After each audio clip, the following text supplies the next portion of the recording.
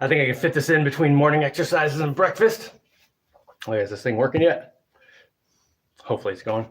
Okay, someone asked me a question. The guy who plays soccer, there was a lot to the question, but basically the question was, do I have any advice for someone playing soccer? And I do have some sports advice that applies to a lot of different sports, actually.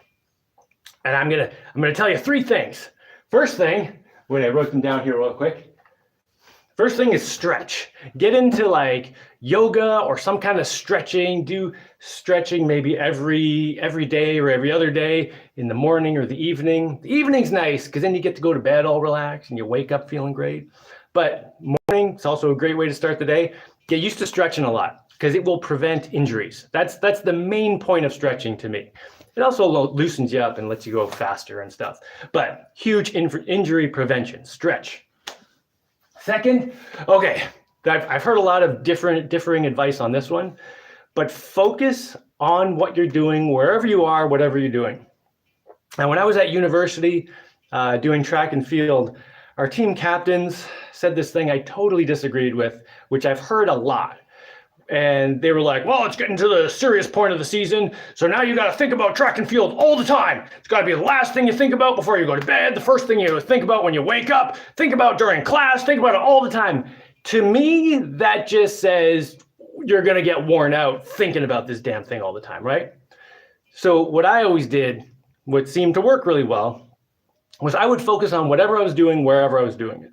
So once I show up to the practice, so this was, for me, it was track and field, but for you, maybe it's and I'm just going to use the term soccer to avoid confusion. Soccer, football, I'm just going to say soccer from now on, okay?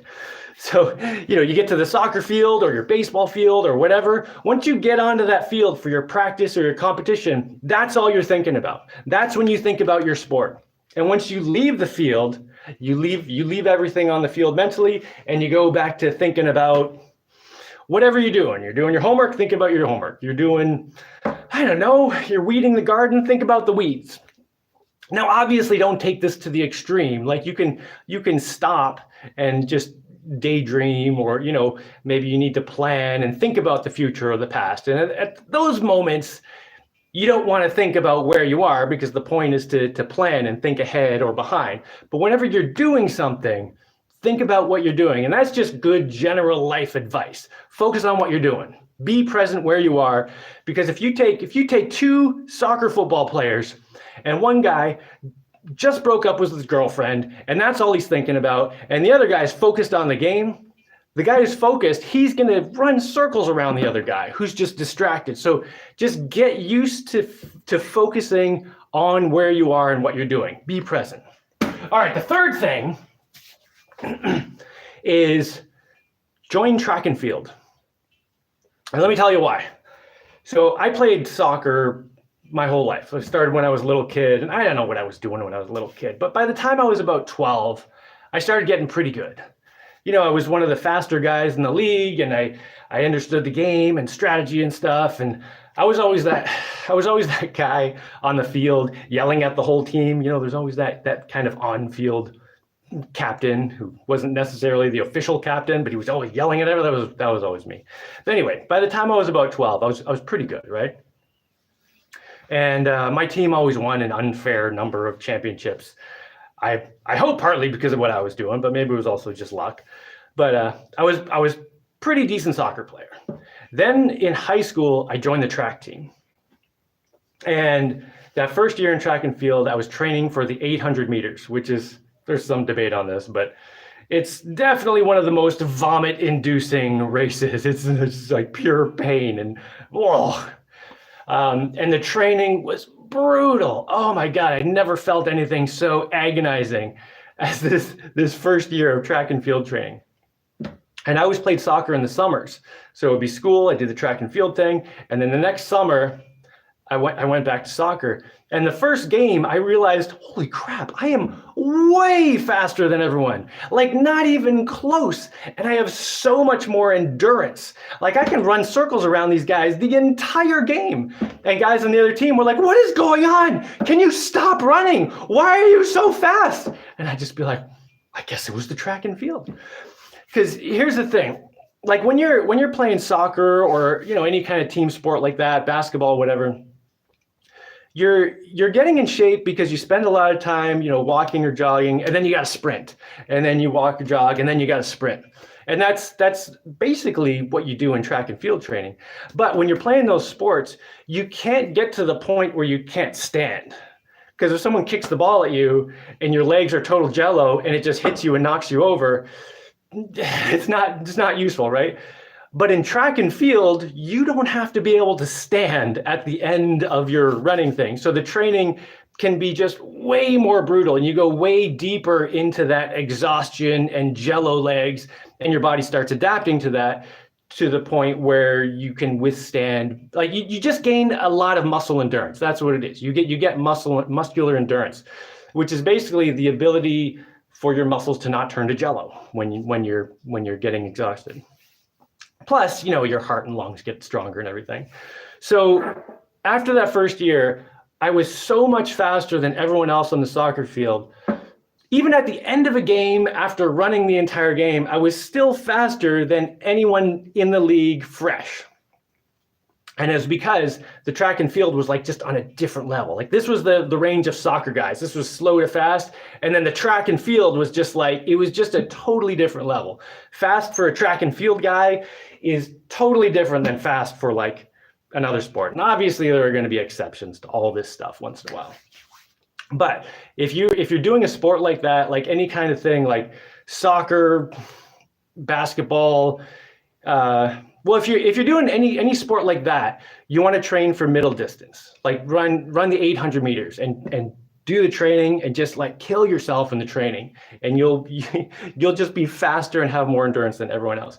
But if you're doing something like baseball or volleyball, where you spend a lot of time not moving and you need sudden, fast, like lightning speed, train for sprints.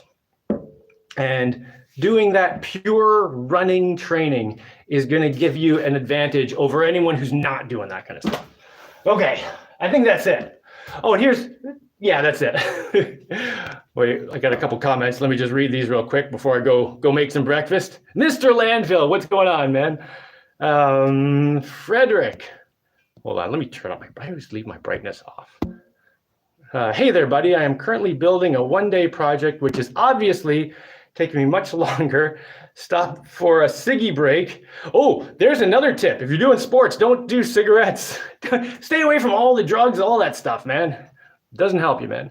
Anyway, and here you are, keeping me company for hopefully the next hour or two. No, I'm not going to be here for like an hour. I just want to do a quick answer to a question before I go eat some stuff. Everyone knows Jaimie is fit. Well, thanks, Zion. I do try. What I want to know is, have you ever had a really skinny period in your life? I did have a really skinny period. Actually, I had two really skinny periods.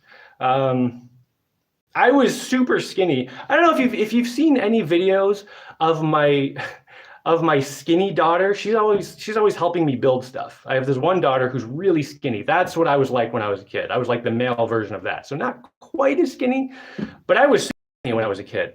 When I was 12, I weighed 80 pounds. And I don't remember how tall I was, but I was just lanky and skinny. I was strong because, everyone called me wiry. It was just this skinny, wiry kid. And when I got into high school, I gained 20 pounds a year until I got up to like 180 or 190.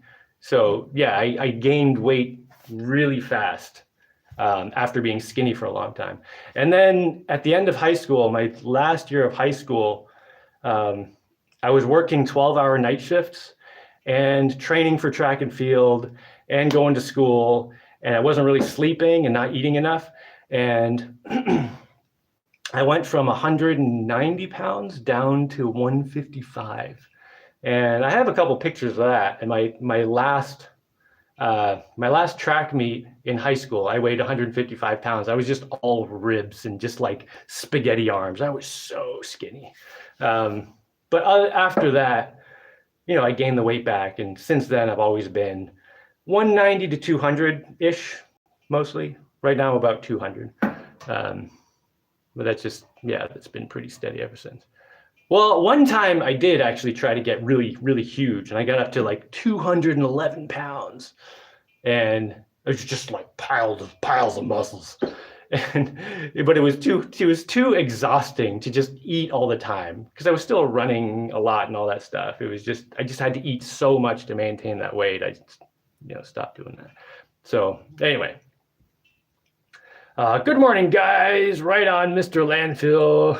Really too right morning. Good day. Have you seen their 3D printing? Oh, they're 3D printing concrete now. Yeah, they've been doing that for a while, 3D printing the houses and stuff. Yeah, I feel like I kind of feel like I can 3D print a house just with my own hands, Anyway, morning, Jaimie. Been following since Robot Spider Tank. Love the adventure you have been on. Thanks, man. Frederick says, "Oh darn. Well then. Off you go. Then chop. Have a nice day." Cool. That gives me some hope. So Zion, you're skinny. Yeah, if you're skinny, don't worry about it. Skinny's great. That means you probably just have a high metabolism, and or you're starving all the time. But I'm presuming you eat okay and you just have a high metabolism. Just start exercising, man. Like start.